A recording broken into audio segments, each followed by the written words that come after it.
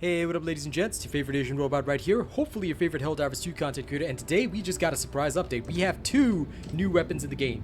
If you guys haven't seen the notice yet, Arsenal Expansion Notice. In order to support the destruction of the automatons, the Ministry of Defense has fast-tracked new support weapons for immediate distribution.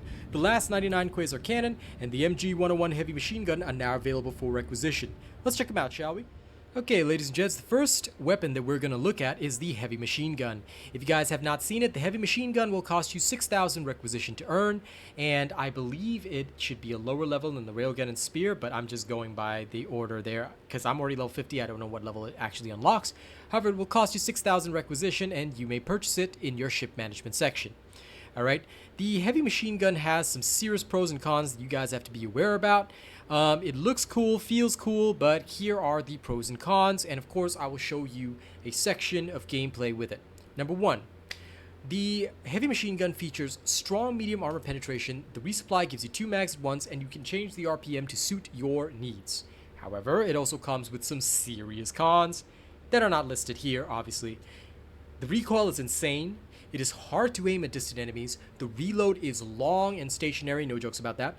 Okay, the reload being long and stationary is pretty much one of the big deal breakers here, because if you don't have somebody to cover your reload, you are going to die. Your team is going to die. It is going to be a rough situation. So, you know, just be aware that this thing is pretty darn cool, but it comes with its drawbacks. Let's see how it actually looks in the field, alright? Here we go.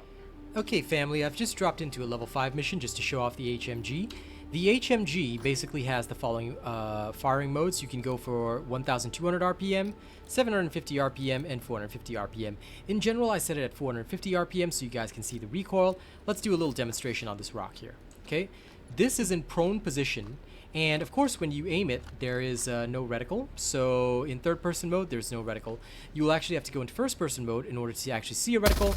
And at 1,200 RPM, it's basically a laser beam. All right. It will devastate a lot of targets, but it will chew through your ammo real quickly. You'll notice that there is, however, and I want to show you guys this, okay? You will notice that in 1,200 RPM, there is actually no vertical recoil beyond the first shot. See? Once it goes up, it kind of stays there, and then that's it. It'll become a laser beam, so you can kind of use that to your advantage if you want. The recoil doesn't steadily move the gun up, which is really weird, but, you know, it doesn't really matter. Okay, there should be some automatons coming this way, but I don't really care. If you look at 450 RPM by contrast, alright, this one is much slower, but again, it becomes a beam after the first few shots are fired. So you don't really have to worry too much about it. How does it actually do in combat? Well, this is the perfect scenario to test. Alright, you can actually penetrate through a scout strider. Alright, so you can wear down a scout strider and kill it just like that. But if you have to reload it, you are stationary and you cannot move during the reload. So this presents some other problems. Alright, if you don't have somebody to cover for you, it generally does pretty bad. But against devastators and the like, you'll be alright. Now, unfortunately, I got blown up by a grenade right there, but, well, that happens in demonstrations, doesn't it? Okay, right back down. Alright. Now, using a supply pack with this is very, very helpful in general, because you will more or less be able to utilize its strengths really well. If you use a stun grenade with this, you can pretty much, you know, stop all targets, absolutely mulch them, and then have a good time. But I would really recommend moving around, doing your thing. Reload it when you're in a safe position, as you can see here. Toss the stun. You can very safely shoot through the front of the strider. Devastator, if you can hit the head, it will die. So it does have medium armor penetration, but ultimately you're going to have to be careful with this. Now, there's an illegal broadcast station right here, right? Can you destroy it with this? Let's find out. I'd say the answer is probably no. This is even with direct shots. Okay, my character being insane aside, there's one last thing I want to teach you about this. Now, I'm sure you guys have seen the stream where I've actually played this through missions, but if you want to check that out, you can. The main and most important thing to understand about this is that notice where the shots are hitting. You can kind of see it in the reticle right there. Your dot will be above where the bullets are actually striking the target. Alright, so just be aware of that. When you're firing at targets, you want the reticle to be slightly above where you're aiming. So over the head of the Hulk, things like that, because all of that is medium armor, you just need to have the reticle slightly above your target. Last reload. Okay? There we go. Let me see if I can get a little footage of some more combat for you. Okay, ladies and gents, here's some actual combat from the same run that I was just doing. Alright, usually with this thing, you want to go into prone position almost immediately. Start by taking out the scout striders and whatnot that are coming your way. Alright, if you don't pump enough lead into them, they're still going to stay alive, and that literally cost me about half the mag. I will usually switch weapons with this to deal with whatever threats may come my way. Light outpost is destroyed, but let's go take out a few more automatons. Hey, called in a bot drop, huh? What a shame. Fun fact though, you can sort of hip fire up close and personal to deal some serious damage against these guys. But you still have to control the recoil, so just be careful of that, yeah? Helldivers, Alright, this is a bit of a waste of the ammo, but since we're just going to deal with the bot drop real quickly. I was hoping it would have a rocket devastator, but it doesn't, so let's deal with that. You probably want to avoid foliage too much. Just aim above where your actual target is and you should be fine. Wow, that was the saddest bot drop I've ever seen. Okay, combat demo over. Alright, the second new addition to our lovely arsenal is called the Las-99 Quasar Cannon. This thing is a laser cannon that charges up and is pretty badass. Okay, it will cost you about 7,500 requisition, and it's just behind the shield generator pack, so it should be unlocked around level 15-ish, I'm guesstimating, but again, like I said, level 50, so I have no idea when it actually unlocks, but yeah, that's the cost, 7,500 requisition. This thing is pretty darn awesome, but as you can see in the video, the shot is not dead on with the Hulk, and it just flinches, okay? This brings us to a very crucial and important point. Much like with the EATs and the recoilless rifle, you have to be dead on with your shot. Alright, so let's talk about the pros and cons. The pros of this weapon: it has heavy armor penetration. So chargers, Bile Titans, hit the head, GG. Unlimited ammo. It's basically an EAT with unlimited ammo, and it is very easy to aim. It has the same aiming structure as the laser cannon, so swing it around, and it's a very lightweight weapon. So you'll feel pretty comfortable with it. But there are several cons that you gotta understand when it comes to this weapon. Let's take a look. The cons are as follows. The cooldown time is 10-ish seconds. So after you shoot the shot, it's unlimited ammo, but it goes on cooldown. You have to let it cool off, and on a hot planet, you can't use this. On a cold planet, it's about 7 to 8 seconds. Normal planet, it's 10, 11-ish seconds. We couldn't get an exact timing, but it's roughly there. If anyone knows the exact timing, leave it in the comments below. Charging this weapon is slower than the pace of evolution. By the time bacteria has developed into a multiple cell organism, that is when you'll finish charging this weapon. If you flinch while charging this weapon, you are going to miss. And also, it cannot kill, much like the EAT, some automatons and bugs with a side shot. You happen to see a rocket devastator, think, oh yeah, I'm going to blow him up with my big heavy armor penetrating cannon. You hit him in his shoulder plate, guess what? Nothing is going to happen because that thing isn't going to die and your weapon is now on cooldown. GG. Please make sure you hit your shots dead on, much like with the EAT. Same with how the EAT, you sometimes fire it and the little bile spewer is still crawling around there. Yeah, same issue. All right, same issue. And like I said, the charge time is very slow. It's not like the EAT where you pick it up, fire, and forget, and you move on. No, you have to sit there, and your character will literally have to evolve from one stage of life to the next before you can actually fire it. Okay, now, I'm going to show you guys how this works in the field, much like I did with the heavy machine guns, so let's go take a look at some of that footage, alright? Here we go. Okay, what up ladies and gents? I'm just going to be in this little level 5 to demonstrate the Quasar Cannon. Here's what the Quasar Cannon looks like, alright? So you'll recognize the crappy duct tape on the left-hand side of the weapon. The aiming sight looks cool, but it will start to distort when you start charging up the cannon. You can like stop the charging at any point in time, alright, and it won't add any heat to the weapon. However, it does take a while to actually fire. Here's how it goes. Yeah, then it shoots a shot, and as you can see, it goes on cooldown for a while. Like I said, unlimited ammo, but this is how the weapon works. All right, let's go see if we can get into some trouble with this, and I can show you how this weapon functions in combat. Okay, so I found a little bot base here. It's even got a cannon turret. So I'm gonna crouch and fire this right at the vent. All right, that won't actually finish it off. So use your Scorcher, finish it off. So yeah, this thing is decent, but not that great. You're gonna have to use something like a Scorcher against most targets, but when you see a bot drop, you can actually take out the dropship with this thing, so it's pretty cool in that regard.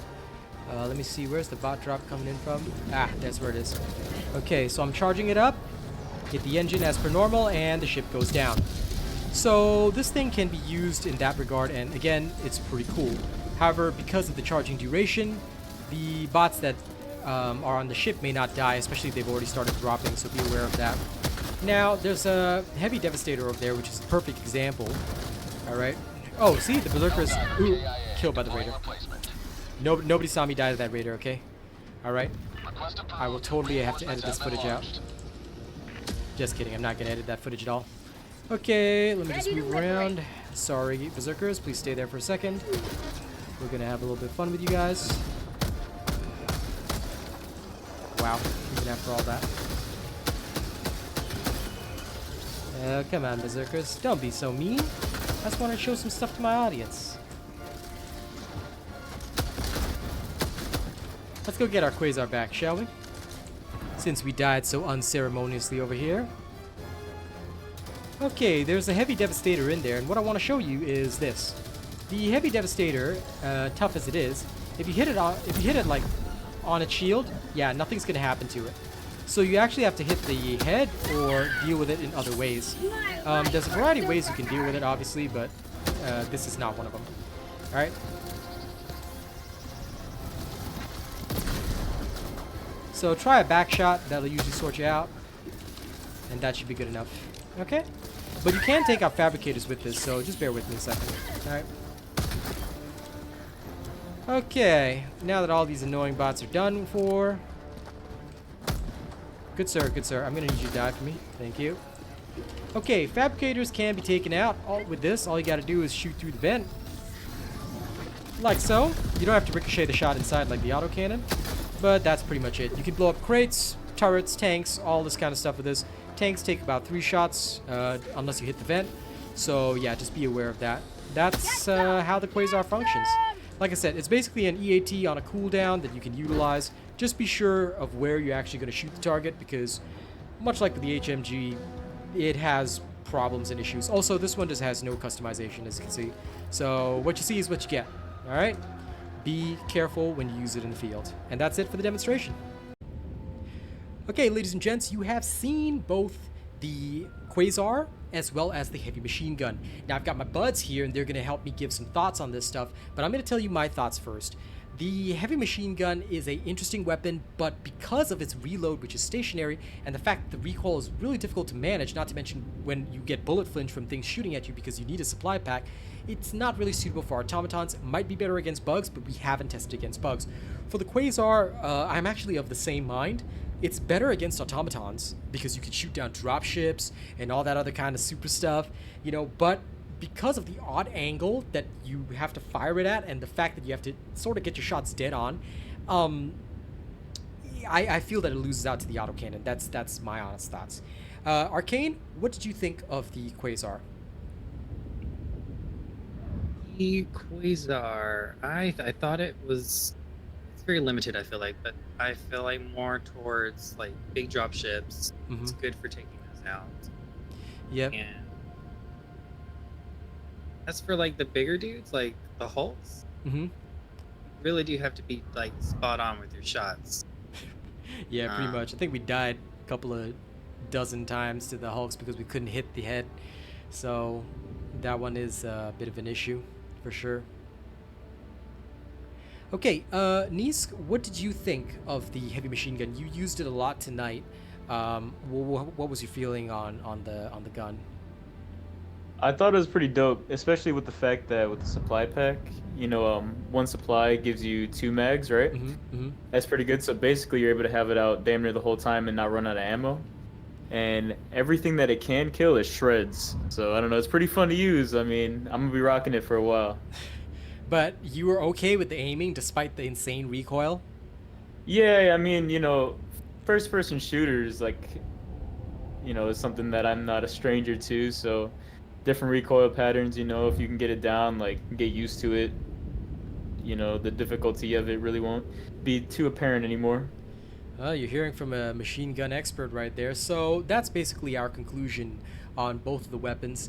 Me and Arcane are basically of the same mind. The Quasar is good, but doesn't really supersede the autocannon, and of course it doesn't exactly take the spot of the arc thrower, because it has a completely different role.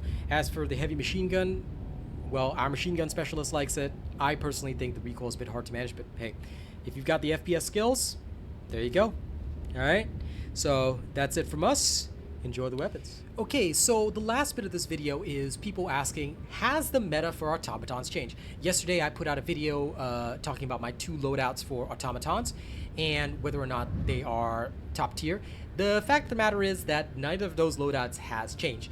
You can introduce the heavy machine gun if you want to. As you heard from Nisk earlier in the video, it absolutely is a great weapon that can definitely shred targets if you know how to use it. But the fact of the matter is, for me at least, it does not supersede what the autocannon can do, and the arc thrower has a completely different role in the first place. So will the meta loadout change for automatons? Not in my opinion. Will there be loadouts that can work with the heavy machine gun and the Quasar? Absolutely, but the Quasar is more in the role of what used to be the EAT guy or the recoilless rifle guy. The Quasar now takes that person's role, and that person will be more of a heavy fire support guy, while the autocannon guy takes out most of the devastators, targets like that. The heavy machine gunner guy can help supplement the front line with the arc thrower. So these can definitely be woven into loadouts, but do they change my so-called meta loadout? No, because if you were to run 2 autocannons, you'd still be just as efficient as before, and perhaps even better, especially if your teammates are not skilled with the new weapons. All right, that brings us to the end of the video. Don't forget to like, share, and subscribe. Thank you so much. Thank you so much to all of our top supporters. You see, even I screw up at videos like this. Shall I edit it? No, because I'm okay with my mistakes. All right, thank you all very much for watching this video. Hope you guys enjoyed it. All right, I normally do a thank you, but I'm just gonna do a blanket thank you. Thank you to all of our supporters and channel members, especially Nisk and Teddy, who are OnlyFans, Arcane, who's plus Ultra, Death982. Thank you guys so much. I normally have a longer thank you section, but it's late at night. It's like 3 a.m. and I really want to get this video out. So appreciate you all. See you in the field. Bye-bye.